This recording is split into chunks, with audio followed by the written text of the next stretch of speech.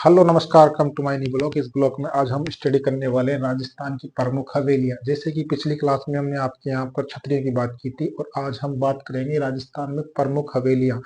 यहीं से कई प्रकार के क्वेश्चन पुटअप हो जाते हैं जिनको हमें एग्जाम में देखने को मिलते हैं। और आजकल का जो ट्रेंडिंग बन रहा है वो क्वेश्चन में इस प्रकार का बन रहा है कि कथन, निष्कर्ष, कर्म, कालांश और जो पुराना कालांश है उसके अकॉर्डिंग में योजनाएं हैं, या हमारी जो हवेलियां हैं उनको भी हमें क्रम से जमा सकता है, यानी कौन सी हवेली पहले बनी थी, कौन सी बाद में बनी थी, किस राजा ने बनवाई थी, ऐसे देख के हमें उसमें सम्मिलित करवा सकता है, कथन निष्कर्ष में पहुंच सकता है। इस प्रकार के क्वेश्चन अभी वर्तमान में चल रहे हैं।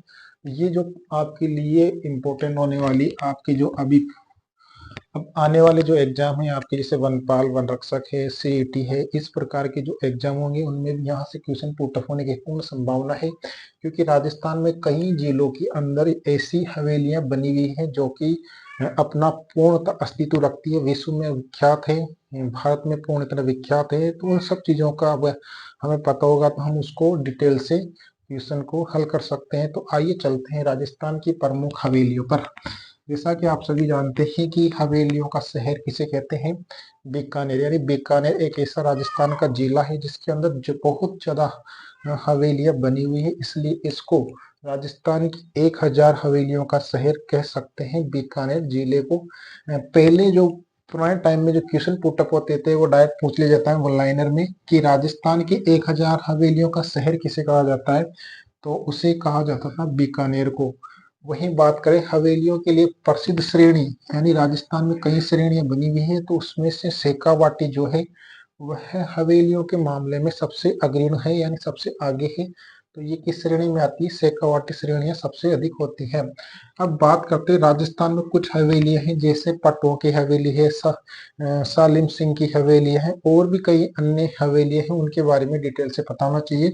तो हमें पता होना चाहिए कि जो पटुआ की हवेली है यहाँ ये किस जिले में, जैसलमेर जिले में स्थित है। इसका निर्माण 18वीं सदी में गुमान चंद बफाना, यानी एक व्यक्ति था, उसका नाम था गुमान चंद बाफना।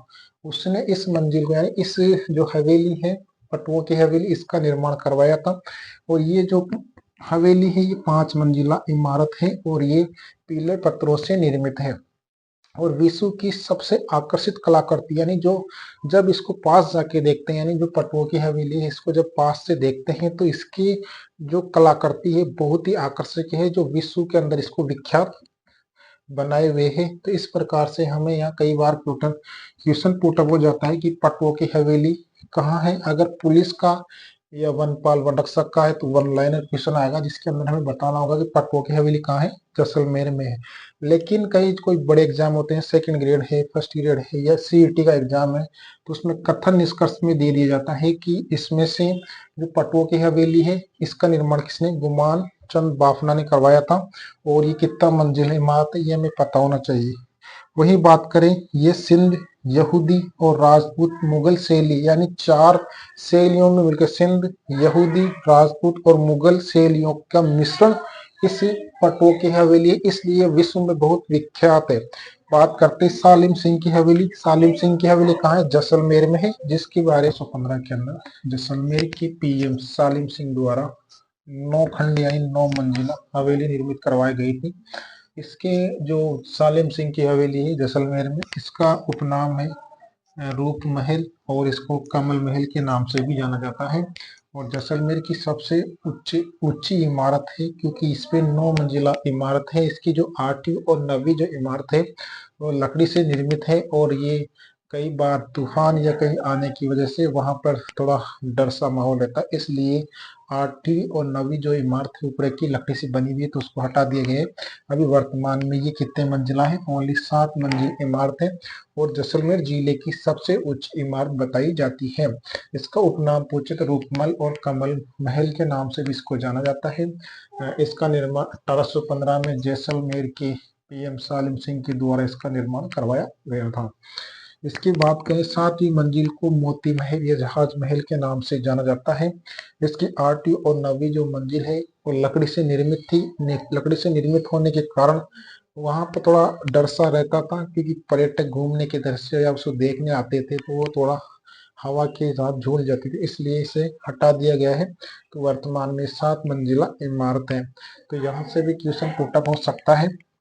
अगली हवेली की बात करें तो नतमल की हवेली। नतमल की हवेली जैसलमेर में है। इसका निर्माण भी 1881 से लेकर 1885 के मध्य हुआ था। और यहाँ के 2 व्यक्ति थे, इसका नाम था लालू और हाथी नामक 2 भाइयों ने मिलकर इसका निर्माण करवाया था।